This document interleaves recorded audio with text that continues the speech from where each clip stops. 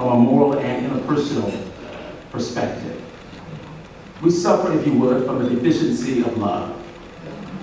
You've heard it said before, what the world needs now is love, sweet love. It's the only thing that there's just too what? Too little of. What the world needs now is love, sweet love, not just for some, but for everyone. And unfortunately, we live in a society wherein there's a deficiency of love that has caused relationships to be ruptured, that has caused institutions to be torn asunder because of an absence of love. And so the question must be posed, what are some of the hindrances towards love? I've identified three I'd like to share with you that I really believe causes us to have a deficiency of love. The very first hindrance is that of covetousness. Covetousness has the type of mindset that says, I'm dissatisfied and discontented with what I have, and I desire to have what you have. It is an attitude that in essence says, God, I really don't even trust how you have shaped my life and what you've given to me. Covetousness says that I want what you have. And whenever there is a spirit or an attitude of covetousness, it always brings a hindrance to the flow of love. Not only is covetousness a hindrance to love, but there's a second aspect that is twin to covetousness. It is competitiveness. Competitiveness is this inordinate disposition to outperform, to out-achieve, to outdo another person at any and all costs.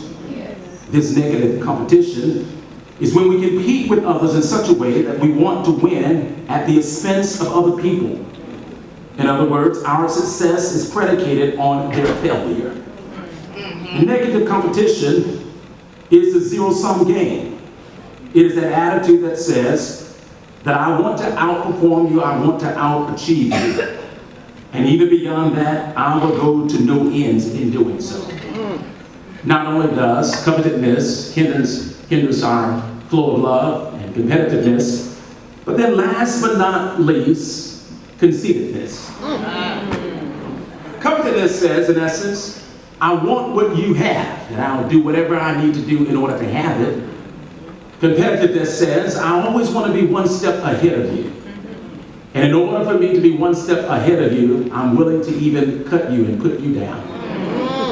But then conceitedness says, I feel that I'm better than you, and you're beneath me.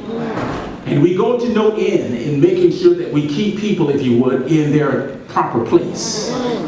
Whenever there's an attitude of covetousness, whenever there's an attitude of competitiveness, whenever there's an attitude of conceitedness, it always interferes with our capacity to love. Matter of fact, we see it throughout society, we see it throughout the world.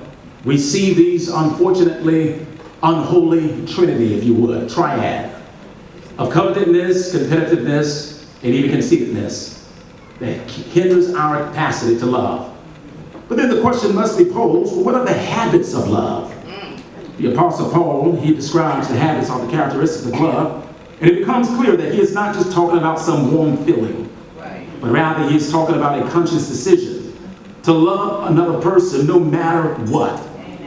The form of love that the Apostle Paul speaks of in 1 Corinthians chapter 13 from verse 4 down to verse 7 is the term agape. It is that unconditional, uncontainable love that actually is the very nature and essence of God, in that Scripture declares that God is love. And so the Apostle Paul, he deals with this issue, and he talks about 15 different verbs, if you would, and even on occasions, adjectives that deals with this issue of love. Here's what the Apostle Paul says in 1 Corinthians chapter 13, verse number 4. Love is patient. Love is kind. It does not envy. It does not boast. It is not proud. It is not rude. It is not self-seeking. It is not easily angered. It keeps no record of wrongs. Love does not delight in evil, but rejoices with truth. It always protects, it always trusts, it always hopes, it always perseveres. I want to deal with each of these elements. He says, first of all, Love is patient. It is interesting that the very first characteristic of agape love is that it is totally unconditional. It is choosing to love another, not because of who they are, but in spite of who they are. In spite of what they do to you or have done to you. It is a love, if you would, that understands the frailty of humanity and our nature and our propensity to even abuse and even hurt one another. Yet and still, the Apostle Paul says, love is patient. It is a love which sees the potential in people and does not demand instant maturity or growth. It is a love that continues even beyond the challenges of life. He says love is patient. He says, but love is kind. The world is very oftentimes a very unkind and unfriendly place. But rather, the Apostle Paul says that people of the faith community and even people in the community of humanity should be known by love. And one of the expressions of love is that love is kind, not hurtful, does not seek to bring about pain to others, but rather has the disposition of kindness, recognizing that kindness is medicine that can heal a broken heart. Love is not just patient, love is not just kind, but he also then says that love does not envy, it does not boast, it is not proud. Envy, of course, is defined as that twisted admiration. Yeah, you hear people speaking kindly of you, but oftentimes it comes from a twisted admiration. Deep down on the inside, there is oftentimes this overt or even covert attitude of wanting what others have. Envy is a poison that eventually consumes a person who chooses to harbor it in his or her heart.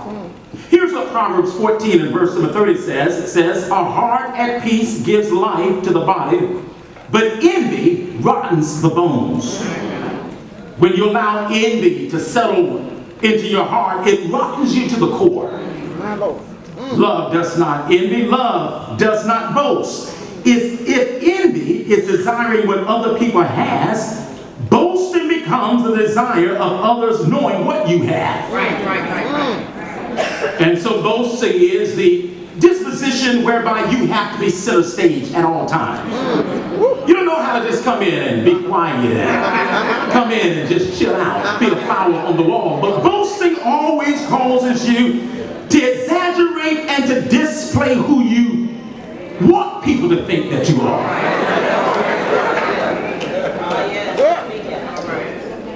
He says, but love is not just an absence of envy, an absence of boasting, but love also is not proud.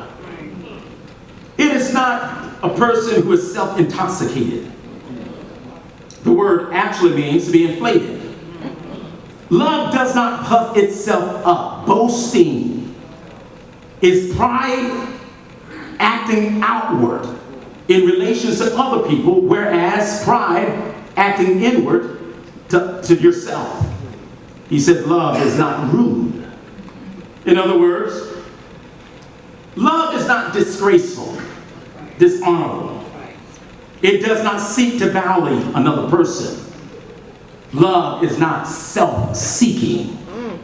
In other words, love is not constantly seeking out for itself, but rather love is always extending from one to another.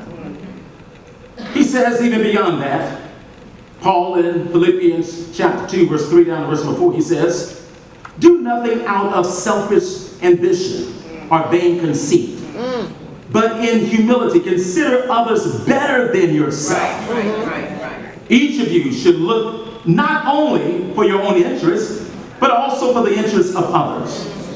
Notice, if you would, that we should not neglect ourselves, but neither should we seek our own advantage at the detriment of others. Because some people, of course, love people and uses things, whereas others love things and use people. Love is not easily angered. which simply implies that love does not have this quick trigger wherein your festivity level can go at an all-time high. If somebody provokes you, all it takes is someone just saying something to you and you lose control.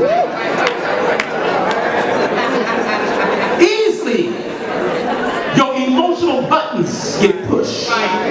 He says love does not act in such a way that it loses a sense of control. Love does not keep records of wrong. You have some individuals who are professional individuals who archive the mistakes of others. You recall back in the day, before computers and before storing things on computer, you would have the big blank file cabinet. And you have people who live life just like that. They keep a file cabinet. And they put all of your sins and all of your mistakes and all of your errors, they file them away, waiting for that strategic moment to remind you. I don't know about you, but I'm thankful that God does not keep a blank file cabinet. Psalms 130, verse 3 down to verse number 4 says, if you, O Lord, keep a record of sins, O Lord, who could stand? But with you there is forgiveness, therefore we fear you. Love does not delight in evil. In other words, love is not looking for opportunity to do wrong. Love rejoices in the truth. Love is always standing for that which is right. Love always protects. Love always trusts. Love always